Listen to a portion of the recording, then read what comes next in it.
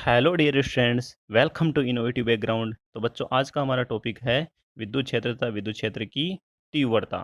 देखो बच्चों, सबसे पहले विद्युत क्षेत्र क्या होता है, हमने क्या देखा था। प्रत्येक आवेश के चारों तरफ एक क्या होता है, क्षेत्र होता है। सबसे पहले हमें ये चीज़ ध्यान रखनी है, प्रत्येक आवेश के चारों तरफ एक क्षेत्र होता है, जिसमें आप किसी दूसरे आवेश को लेके आते हो तो वह क्या अनुभव करेगा, बल अनुभव करेगा। और इसी क्षेत्र को हम क्या बोलते हैं, विद्युत क्षेत्र।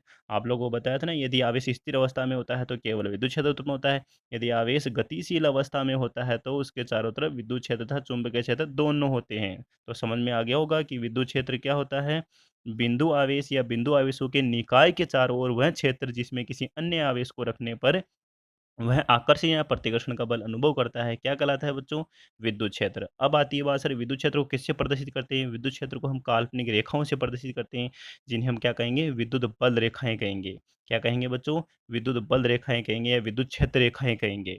ठीक है, उनको जिनको हम बाद में पढ़ने वाले। अब आता है कि सर ये आपने जो विद्युत क्षेत्र लिया है, ये क्या सभी जगह समान होता है। अगर समान नहीं होता है तो इसका मान कितना होता है, या इस विद्युत क्षेत्र की प्रबलता कितनी होती है, उसको हम किससे मापते हैं, वो किस-किस कारकों पे निर्भर करता है। तो उसके लिए हमारे पास एक टॉपिक है जिसको बोलेंगे विद्युत क्षेत्र की तीव्रता। समझ में आ गया होगा बच्चों, विद्युत क्षेत्र को किससे मापेंगे हम, विद्युत क्षेत्र की तीव्रता। देखो यहाँ पे टॉपिक समझ में आ रहा होगा, विद्युत क्षेत्र कितना प्रबल है, कितना तीव्र है। तो उसके लिए हम क्या करेंगे, मान लो हमारे पास में यहाँ एक विद्युत क्षेत्र है, ठीक है। किसी भी टाइप का ले लो, अगर अब आप समरूप विद्युत क्षेत्र ले लो। समरूप विद्युत क्षेत्र को है ना इस तरह से लाइनों से बनाते हैं, समान दूरी पर इस तरह से। मान लो मैंने कह दिया कि यहाँ पे एक विद्युत क्षेत्र है, ठीक है। तो यहाँ पे मैं क्या करूँगा, इस बिंदु के ऊपर मुझे विद्युत क्षेत्र की तीव्रता मापनी है कि विद्युत क्षेत्र कितना प्रबल है। तो यहाँ पर मैं एकांक धनावेश को लाके रखूँगा। बच्चों क्या रखूँगा, एकांक धनावेश। ध्यान रखना, ऋणावेश नहीं रखना। अभी मैं समझाने वाला हूँ कि धनावेश ही क्यों रखा है। तो जैसे ही आप एकांक धनावेश को लाके रखोगे, उस पे जितना बल लगेगा, वो तो हो गया विद्युत क्षेत्र की तीव्रता का परिमाण, और वो बल जिस दिशा में लगेगा वो हो जाएगी उस बिंदु पर विद्युत क्षेत्र की तीव्रता। इसका मतलब सिंपल सा हो गया कि जैसे ही आप एकांक धनावेश ला के रखोगे, उस पे जितना बल लगता है, वो ही उस बिंदु पर क्या हो गई बच्चों, विद्युत क्षेत्र की तीव्रता। समझ में आ गया होगा। अब बताते हैं कि सर एकांक धनावेश ही क्यों रखा। देखो पहले बात करते हैं धनावेश की। मान लो आपके पास में जो विद्युत क्षेत्र है वो किसी धनावेश के कारण, और धनावेश के कारण हमेशा विद्युत क्षेत्र किधर होता है बच्चों, त्रिज्यीय बाहर की ओर होता है। कैसे होता है, त्रिज्यीय बाहर की ओर होता है। मान लो मैं अब यहाँ पर एकांक धनावेश ला के रखता हूँ +1 कूलाम्ब का। देखो बच्चों, ये भी धनावेश है, ये भी धनावेश है, तो इसपे बल किधर लगेगा, बाहर की तरफ। तो मैंने क्या कहा था अभी, विद्युत क्षेत्र भी बाहर की तरफ, बल भी बाहर की तरफ। इसका मतलब दिशा सही है। अब अगर आपके पास में मान लो यहाँ धनावेश है और इसके कारण विद्युत क्षेत्र बाहर की तरफ है। अगर अब आप क्या करते हो, यहाँ पे -1 कूलाम्ब ला के रख देते हो, मान लो मैं रख देता हूँ यहाँ पे, तो बल की दिशा किधर है, अंदर की तरफ, जबकि चुंबकीय क्षेत्र दिशा किधर है, बाहर की तरफ। तो बच्चों दिशा गलत हो गई ना। परिमाण तो सही आ जाएगा बल का, कूलाम्ब के नियम से Q1 Q2 upon R square K Q1, but आपकी दिशा गलत हो गई। इसलिए हमेशा बच्चों, जो लाया गया आवेश होता है, अगर आपको किसी बिंदु पर विद्युत क्षेत्र की तीव्रता ज्ञात करनी है तो हमेशा लाया गया आवेश कैसा होना चाहिए, धनात्मक होना चाहिए। कैसा होना चाहिए बच्चों, धनात्मक। और उस आवेश को बोलते हैं हम परीक्षण आवेश। ठीक है बच्चों, परीक्षण का मतलब टेस्टिंग के लिए आपने यूज किया है। तो देखो विद्युत क्षेत्र की तीव्रता की परिभाषा क्या हो गई, विद्युत क्षेत्र में रखे गए परीक्षण आवेश Q नोट पर लगने वाले विद्युत बल तथा परीक्षण आवेश के अनुपात को ही विद्युत क्षेत्र की तीव्रता कहते हैं। इसका मतलब हमारे पास फॉर्मूला क्या हो गया, E vector is equals to F vector upon q naught. बाकी आपने फिजिक्स में देखा होगा, हमेशा नीचे वाले टर्म को एकांक कर देते हैं। वो सबसे बढ़िया परिभाषा देने का सबसे बढ़िया तरीका है। तो क्यू नॉट बराबर जैसे ही आप 1 कूलाम्ब करते हो, तो ई ही क्या हो गया बच्चों, एफ हो गया। इसका मतलब दूसरी परिभाषा मैं सिंपल तरीके से बताता हूँ। विद्युत क्षेत्र में किसी बिंदु पर विद्युत क्षेत्र की तीव्रता उस बल के बराबर होती है जिस बिंदु पर किसी एकांक धनावेश को रखने पर वह उसे अनुभव करता है। समझ में आ गया बच्चों, किसी विद्युत क्षेत्र में किसी भी बिंदु पर विद्युत क्षेत्र की तीव्रता उस बल के बराबर होती है जिस बिंदु पर किसी एकांक धनावेश को रखने पर वह उसे अनुभव करता है।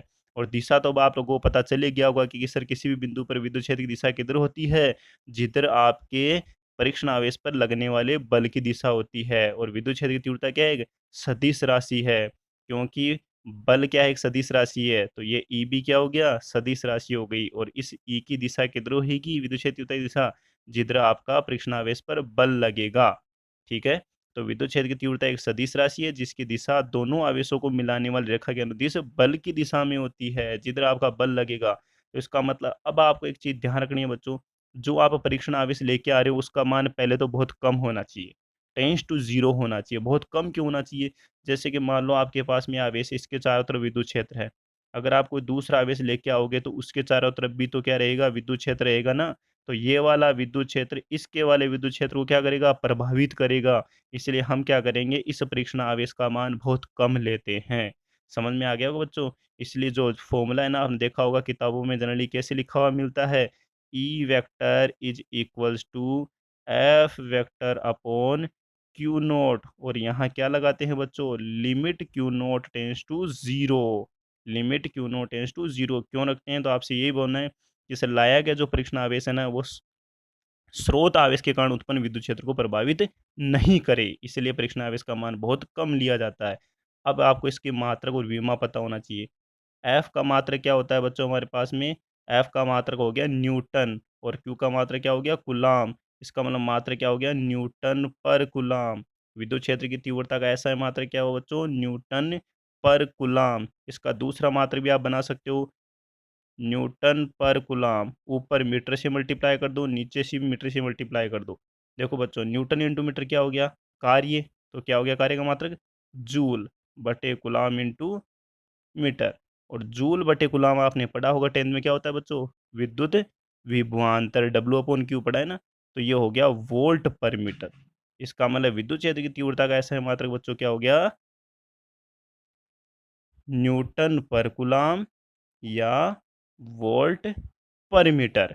ठीक है डियर स्टूडेंट्स। और विद्युत क्षेत्र तीव्रता क्या है? सदिश राशि है। अब विमा भी आप निकाल सकते हो, कैसे?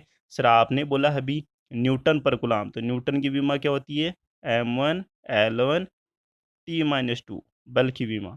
कूलाम की क्या होती है? a1 t1। तो देखो विमा क्या आ गई?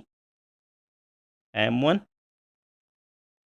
l1 टी की पावर -2 था, ये टी और गया तो कितना हो गया? टी की पावर -3, और ए आपका ऊपर गया तो क्या हो गया? ए की पावर -1। m1 l1 टी की पावर -3 ए की पावर -1। ठीक है।